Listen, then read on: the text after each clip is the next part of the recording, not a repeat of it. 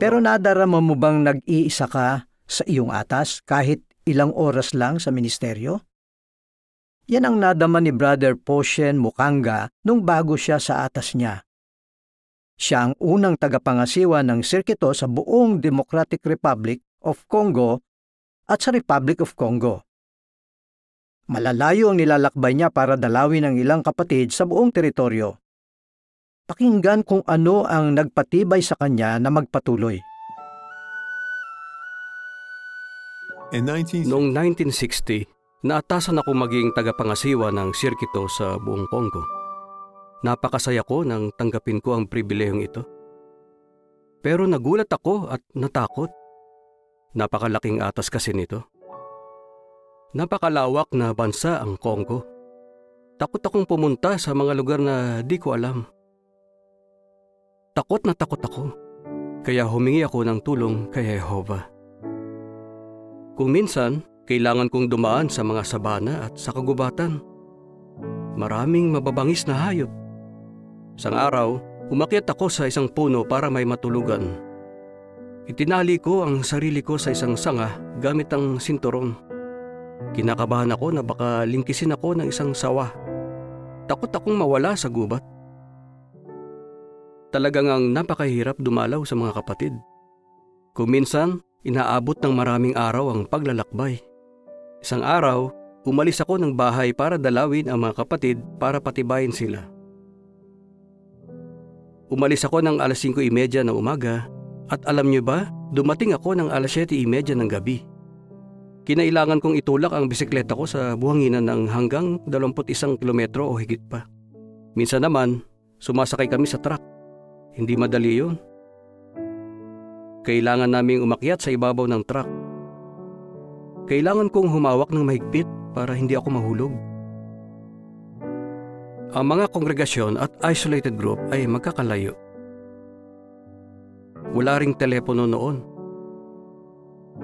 Kahit hindi alam ng mga kapatid na darating ako, malugod nila akong tinatanggap.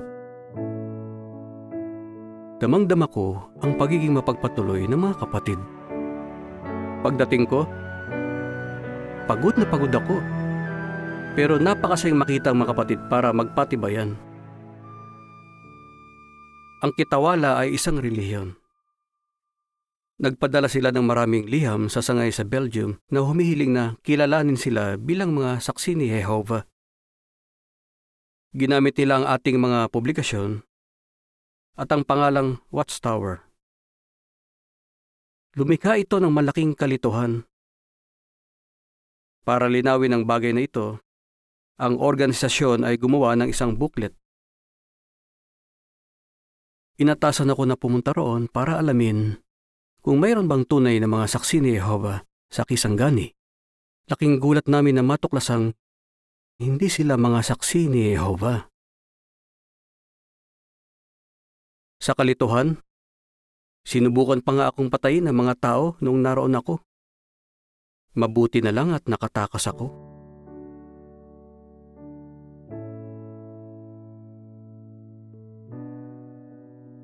Dahil si Jehovah ang nag-atas sa akin ng pribilehiyong ito, nagtitiwala akong lagi niya akong tutulungan.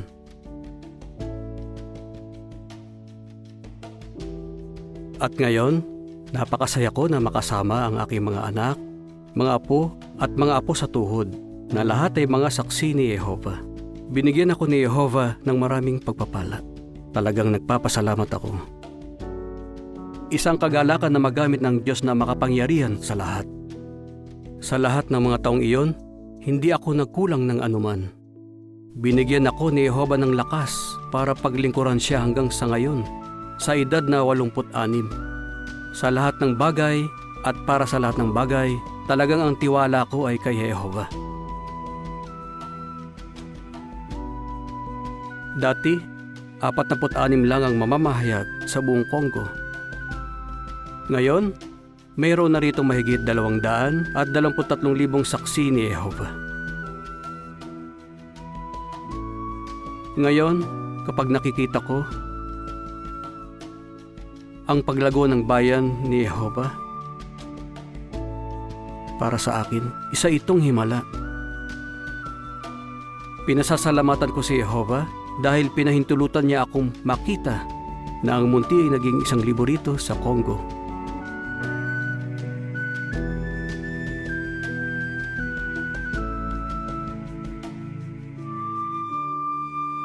Si Brother Mukanga na halos 88 anyos na ay patuloy na naglilingkod bilang elder. Naiisip niyo ba ang kagalakan at hirap na naranasan niya bilang tagapangasiwa ng sirkito? Lakas loob niyang dinalaw ang relihiyosong grupo ng Kitawala na nagsasabing naglilingkod sila kay Jehova pero nakita niya na ang ilan ay mararahas at immoral. Ang pagtitiwala niya kay Jehova at makitang ang maliit na grupo roon na lumago sa mahigit 200,000 ay nakatulong sa kanya na magpatuloy.